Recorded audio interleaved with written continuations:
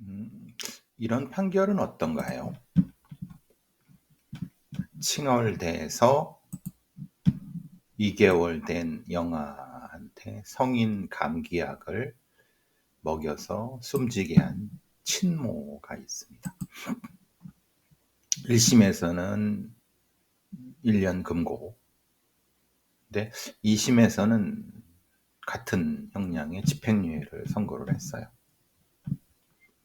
그러니까 이제 잠을 자지 않고 칭얼댄다고 해서 감기약과 수면유도제를 분유에 타서 먹였어요. 그러니까 칭얼댄다고 해서 밥을 줘야 되는데, 그러니까 이제 분유를 줘야 되는데 분유를 줬죠. 근데 재우려고 했을까요? 수면유도제 그리고 감기약. 그러니까 근데 이 사람은 아마도 친모와 친모의 지인인데 친모가 30살이고 친모의 지인이 36살이에요. 그러니까 이게 좀 애매한 건 이런 거죠. 이게 뭐 중학생이나 아니면 20대 초반이나 미성년자 이 경우에는 아직 그 어떤 그런 것이 없으니까 그거는 뭐 정상이 참작된다고 볼 수가 있는데 나이가 30. 그런데 근데 어떻게 2개월 된 영아 정신적으로 좀 지적 장애가 있지 않을까? 이런 생각도 분명히 들죠. 근데 그거는 아직 모르겠고. 근데 그래서 성인용 감기약과 숙면유도제를 타 먹이고 엎드리게 한 거예요. 그러면은 여기에 이제 같이 사는 동거녀, 그러니까 같이 사는 동거녀하고 뭐 우리 또 어린애가 좀 있었나 봐요. 그러니까 말하자면은 이 상황이 어떻게 됐는가를 좀 더 이게 좀 넓게 보면은 아마도 지적 장애가 있는 느낌이 들고, 그런데 그렇다고 하면은 그렇지 않다고 하더라도 2개월 된 영아를 키울 수 없는 상황에서 모텔에서 전혀 양육이 안 되는 그런 상태에서 감기약과 수면주사제를 먹게 했다는 것은 조금만 생각하면 이거는 위법적 고의의 살인일 수 있다는 것, 즉 영아 살해일 수 있다는 것은 충분히. 그런데 그러면 이렇게 말하시겠죠. 그럼 애를 낳지를 말지, 그런 얘기도 되겠고, 이게 어떻게 보면 큰 비극이죠.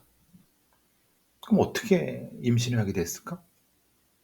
그리고 이 사람들은 3명이 넘게 동거를 한 거예요. 30세, 36세, 또 미성년자가 또 하나 있고. 이거를 집 없는 어떤 가족 아니면 전혀 타인들의 집단, 그러기에도 애매하고, 그런 상태에서 일종의 그 떠도는, 마치 집시처럼 떠도는, 유럽처럼 떠도는 일종의 가출팸. 근데 그러기엔 나이가 많아. 이게 어떤 상황인지 이해되십니까?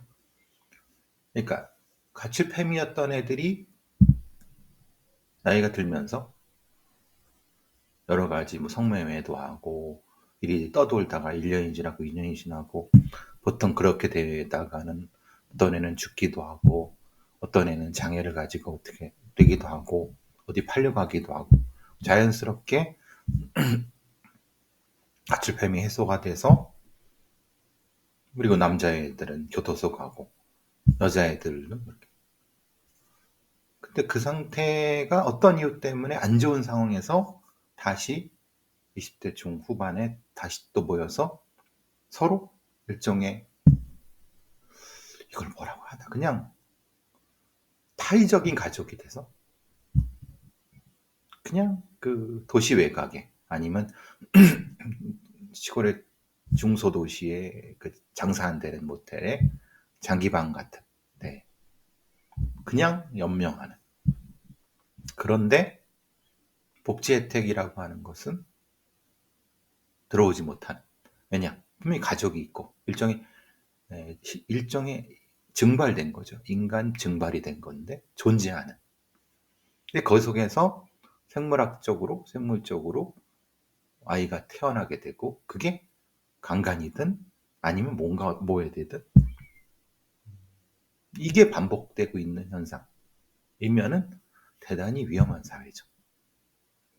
근데 그거를 처벌만 하려고 하면 이 상황이 되는 건데 이들이 이 대충 이렇게 집행유예하고 그러면 또 똑같은 모이겠죠. 그럼 그러다 똑같이 성적 접촉이 일어나서 또 아이를 낳으면 똑같이 이렇게 죽일 거 아니에요. 그러면 적어도 판사는 상황을 보고 검사한테 이런 상황에 대한 어떤 그런데 판사는 그럴 생각이 없어요. 그냥 자기 앞에 있는 잠깐만 1심만 2심에서 1심 판사는 그대로 했고 2심 판사는 보니까 범행 인정하고 거기서 잘못했다고 그러니까 그냥 집행유예 때려. 1심 판사가 잘못한 건가요? 1심 판사는 무관심한 거고 2심 판사는 선의를 보였지만은 악의적 선이고 무관심의 선이고 여기서 악이라고 하는 건 무관심의 악이고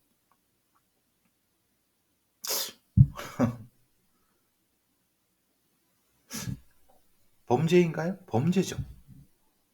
이건 분명히 살인입니다. 그런데 굳이 살인으로 보고 싶지 않은 어떤 상황에서 근데 또 다른 살인을 예고하는 그러면은 더 비극 아닌가요? 한국 사회가 많이 무너지고 있다는 느낌은 드는데 이거는 조금 더 파고면 좀 더 그런 생각이 듭니다.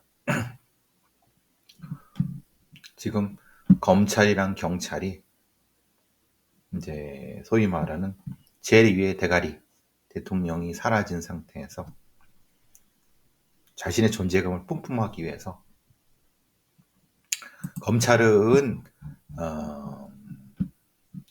정치인 체포조 지원 혐의로 국가수사본부 경찰 지휘부를 압수수색 탈탈 털고 있고 군의 대령 중령급 간부들을 피의자로 전환해서 그냥 싹 다 힘과시, 근육과시를 하고 있는 상황.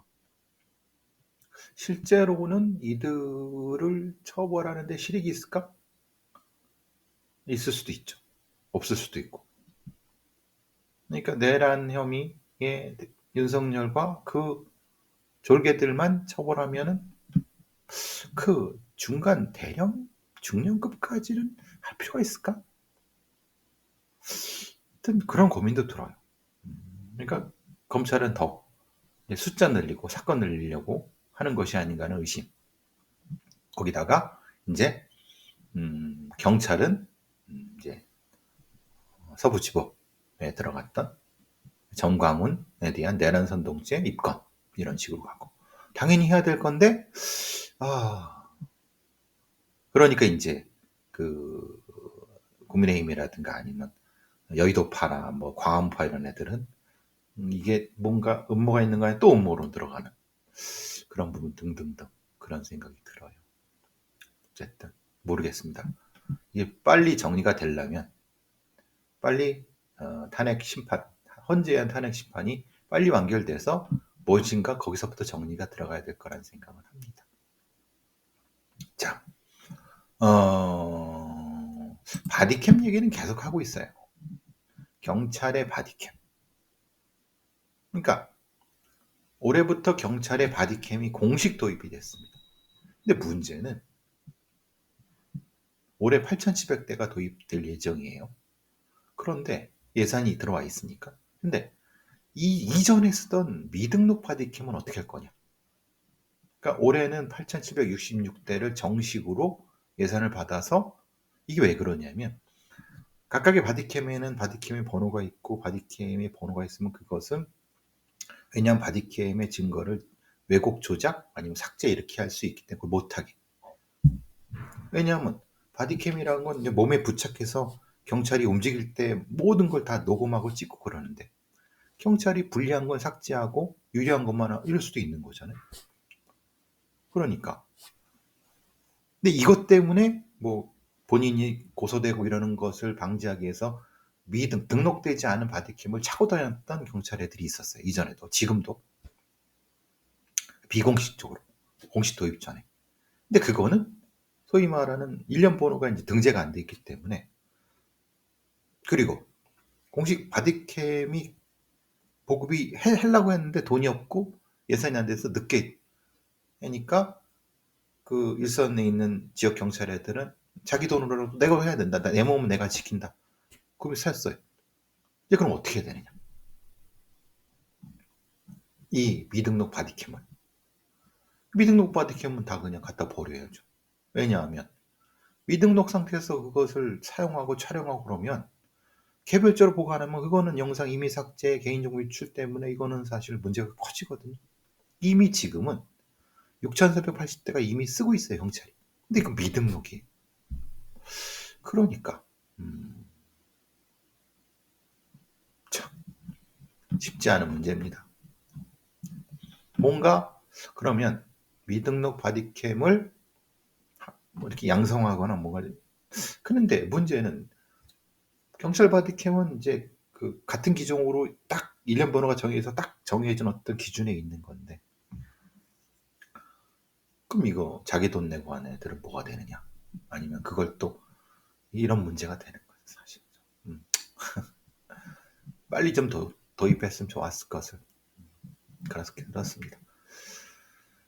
자, 요즘 뭐 협중 해서 그러는데, 사실 중국의 애들이 그 요번에 나오는 뭐 AI, 그걸 뭐라고 하죠? 중국에서 뭐 챗 GPT처럼 나는 그,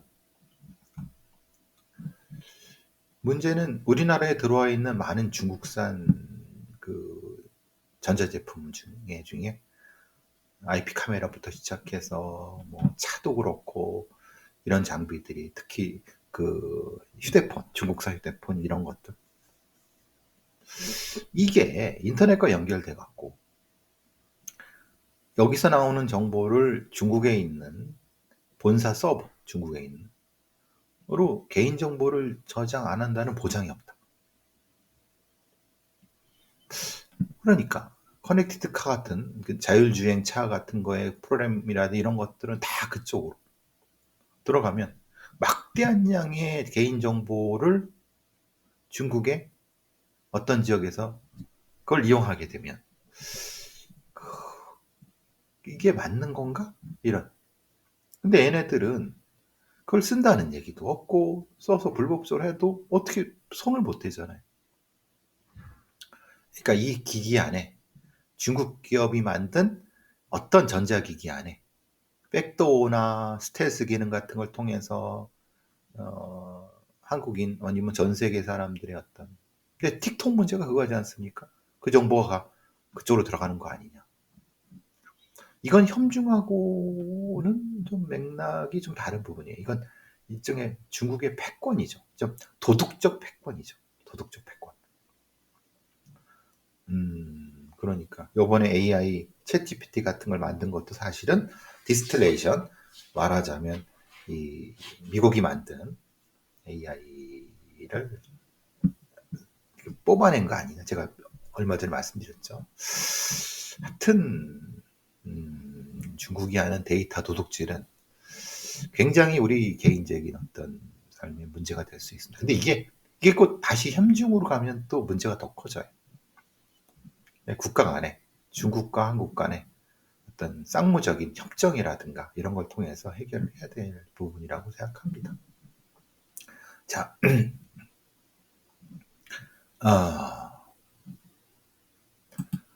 조선비즈에서 조선일보의 자회사 같아요. 불법 사채 그러니까 이런 범죄에 대해서 저도 많이 떠들고 여러 가지 하면서 범죄를 분석해야 된다. 많이 떠들면서 이런 어떤 기획 기사들이 많이 나온 것 같아요. 특히 이런 기사들. 보이스피싱, 뭐 사채 이런 것들. 나는 전직 사채업자입니다. 라고 하는 MG 조폭이 돈벌이 수단으로 하는. 실제로 이 조폭의 불법 사채는 피해자가 가해자가 되는 것처럼 점조직으로 움직이고 있기 때문에 더 위험한 겁니다. 왜냐? 뭐 대표적으로 유치원 딸을 키우던 30대 여성이 불법 지수심 때문에 사망한 사건 때문에 그 문제가 됐던 적이 있었죠. 그런데 이 구조를 알면은 사실은 이거는 그보다 더 심각하다. 그것도 심각하지만 자 이런 거죠. 불법 사채 조직에서 일했던 20대의 조직원이 있어요. 근데 얘가 불법 추심으로 빠져들어가게 된 것은 자기도 피해자였다. 이른바 240 말하자면 20만 원을 대출받아서 40만 원을 상환합니다. 일주일날 20만 원이면 쓸게 20만 원 빌려줘. 근데 일주일 뒤에는 얼마를 받는 거죠? 40만 원을 상환해야 돼. 그 가능하겠습니까? 지금 20만 원도 없는 사람이 일주일 뒤에 40만 원은 불가능하죠. 그러면 일주일 뒤에는 어떻게 합니까? 40만 원을 갚은 것을 대출받는. 그럼 일주일을 더 버텨요. 근데 그때는 얼마가 되죠? 80만 원이 되죠. 80만 원을 빚을 갚기 위해서 80만 원을 대출받으면 160만 원, 일주일 뒤에 160만 원이 되는 거예요. 이게 한 두 달이면은 이게 뭐 수천만 원, 천만 원 단위가 넘죠. 따따블이 되는 거니까. 그러니까 못 갚으니까 이 불법사채 조직 애들이 이런 거죠. 이런 여러저러 얘기하다가 차라리 그러면 내가 니네 일을 하겠다. 조직원들한테. 그래서 그 조직에서 피해자가 가해자가 되는 거죠. 그 조직에서 제공하는 거처에서 묶여 있는 거죠. 일을 하고 일을 배우면서 얘도 역시 불법사채 점조직의 일원이 된 거죠. 그러면 어쨌든 이 위에 있는 대가리들은 얘 일 잘하게 되면 성과급도 주고 예를 들면 20만 원을 주심해 오면 7만 원을 돌려주고 그걸 10명이 하면 뭐 70만 원, 140만 원. 근데 그 정도로 추심할 정도면 얼마나 자기가 알아서 협박도 하고 괴롭히기도 하고 쫓아다니기도 하고 장례식장 가서 막 깽판도 치고 막 피해자가 가해자가 되는 거죠. 또 그 중에 또 피해자가 또 가해자가 되겠죠. 그러니까 이게 지금 20대들이 사실 제가 이천에서 이제 오랜만에 뭐 시장도 다니고 뭐 감자탕집에서 그것도 먹고 그러는데 어떤 시장에 그 물건 파는 사람들이 옛날에는 나이 든 사람들이었잖아요. 이제는 젊은 20대 애들이 그건 뭐 잘 된 거 아니냐? 아니 근데 알바 단기 알바. 그러니까 이게 참 굉장히 불행한 시대인 거죠. 다시 돌아와서 뭐 불법 사채 조직은 모객팀, 추심팀, 전달팀 다 점조직으로 팀장이 10명 관리하고 그 또 위는 누군지도 알 수 없어. 더더군다나 얘들이 이런 이유는 처음에 모집한 초봉 피해자에서 가해자 넘으면 얘들은 걸려봤자 벌금형 정도 봐주고 집행유예. 그러니까 얘들은 더더욱 새로운 피해자를 가해자로 만드는. 말하자면 엄정한 처벌도 중요하지만 중요한 거는 이런 어떤 대가리들을 잡아야 된다. 즉 이럴 수 있는 구조적인 어떤 시스템을 장악하는 것이 근본적 해결 방법이다. 참 여기 근데 이윤호 동국대 경찰학대학 교수란 사람이 엉뚱한 소리를 했어요. 불법 사체가 대포 통장으로 이루어지기 때문에 경찰 수사가 지연되는 경우가 많다. 근본적인 해결책은 수사 기법을 정교화하는 것보다 대포 통장이 사라질 수 있도록 제도를 뭔 개소리야. 대포 통장이라고 하는 것은 대포 통장을 만드는 기본적인 어떤 조직이 따로 있어요. 그죠? 하청된. 수사 기법을 정교화하는 것이 중요하고 여기서 수사 기법이라고 하는 것은 기본적으로 이 대가리들, 즉 말하는 왼 위에 있는 구조에 있는 애들을 잡아서 걔네들이 이것에 접근하지 못하도록 하는 이런 방법도 필요하고, 그러니까 전혀 현실에 대해서 모르는 먹물들이 그냥 뭐 이 전문가랍시고 쓸데없는 소리니까 말같지도 않은 소리를 하는 거죠. 그러니까 전혀 이런 범죄가 어떻게 유지되고 어떻게 개발되고 어떻게 더 확대되고 이런 문제에 대해서 실제의 현장과 실제로 이론적인 것 붙여갖고 범죄 분석을 통해서 어느 맥락에 들어가서 당연히 제도적인 거 필요하죠. 그죠? 그러면 범죄 수사는 왜 필요해? 다 제도만 바꾸면 되지. 근데 당장 범죄자들은 범죄를 저지르잖아요. 그럼 걔네들은 잡고 걔네들이 못하게끔 하는 것은 따로운 거고, 어떻게 말하는 제도적인 건 또 다른 문제죠. 어쨌든 요거는 조선비즈에서 계속 이 기획기사로 갈 텐데 한번 다시 나올 때마다 소개시켜 드리도록 하겠습니다. 자,